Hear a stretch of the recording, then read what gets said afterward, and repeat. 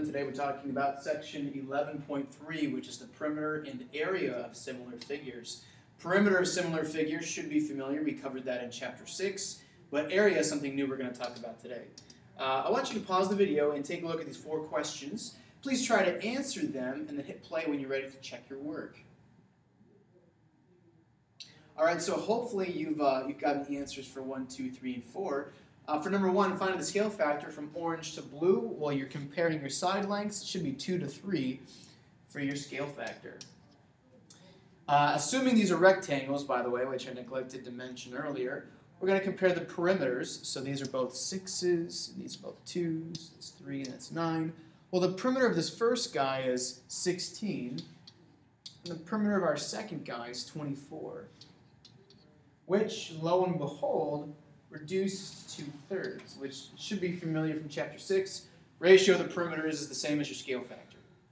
For number 3, compare the area of the orange to blue. Well, the area of the orange is 2 times 6, which is 12. And the area of the blue is 9 times 3, which is 27. And we can divide both of those by 3 to reduce it to 4 over 9. So what relationship do you notice? Well, the ratio of the areas is the same as the scale factor, but squared. 2 squared is 4, and 3 squared is 9. So in general, let's say that your scale factor is A to B. The ratio of your perimeters is also A to B, and the ratio of your areas would be A squared to B squared, which makes sense because area we're talking about square units, not just the length.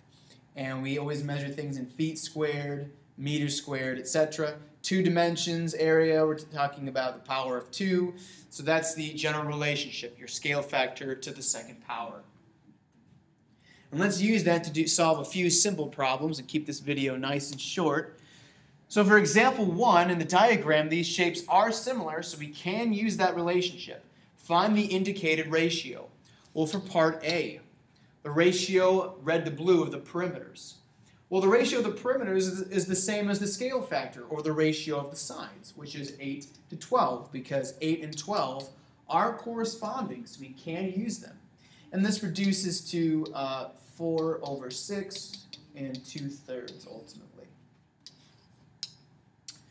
To find the ratio of the areas, well, you take the ratio of your perimeters, which is also your scale factor, and square it. So 2 squared over 3 squared, which is 4 over 9. And you're finished.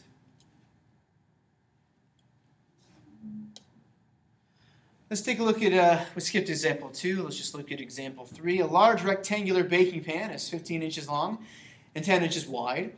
A smaller pan is similar to the large pan. The area of the smaller pan is 16. Find the width of the smaller pan. Well, this is 96. This is 96. We can find the area of this one, base times height, which is 150. We want to find the width of the smaller pan here, and I'll call that x. Well, we don't have a scale factor, so we can't write a proportion to solve for x. However, we do have the areas, and the ratio of the areas is 150 over 96. And we can reduce that. We can divide both of these by 2, so 75 over 48.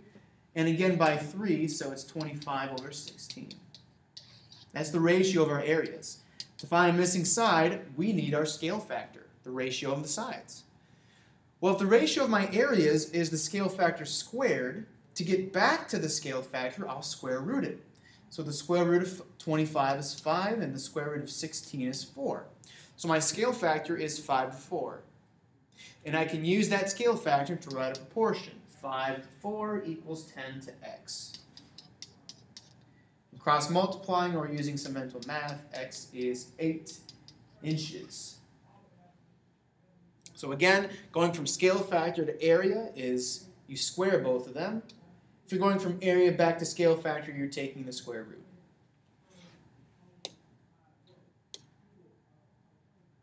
Let's just fill out this table really briefly. You can pause it and attempt it, and then check your answers with me. Go ahead and pause if you're going to do that. So here are the results. We know that the ratio of the side lengths, or the scale factor, is the same as the ratio of the perimeters. So this is also 5 to 8. This is also 4 to 7.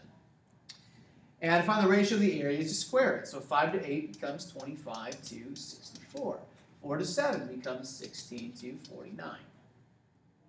Working backwards, taking the square root, 169, the square root is 13. 36, the square root is 6, and then both of these are the same. And for number 4, we have to reduce this first because it's not simplified. So we can divide 66 and 18 both by 3. So that's 22 to 6, which we can still divide by 2, so 11 to 3. Which means the ratio of our perimeters is 11 to 3. And if we square both of those, the ratio of our areas is 121 to 9. Let's do 1 or 2 more. Corresponding lengths and similar figures are given. Find the ratios, shaded and unshaded, of the perimeters and areas. Find the unknown area. Well, our scale factor is 2 to 5. The ratio of our perimeters is also 2 to 5. So that means the ratio of our areas is 4 to 25 when you square it. Find the unknown area. Well, since we're finding area, we're not using our scale factor, we're using our area ratio. So 4 to 25.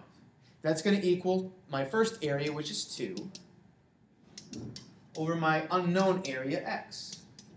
And so x ends up being 12.5 square feet. And one final problem, not this one. I think we'll keep the video, I think we'll stop it there.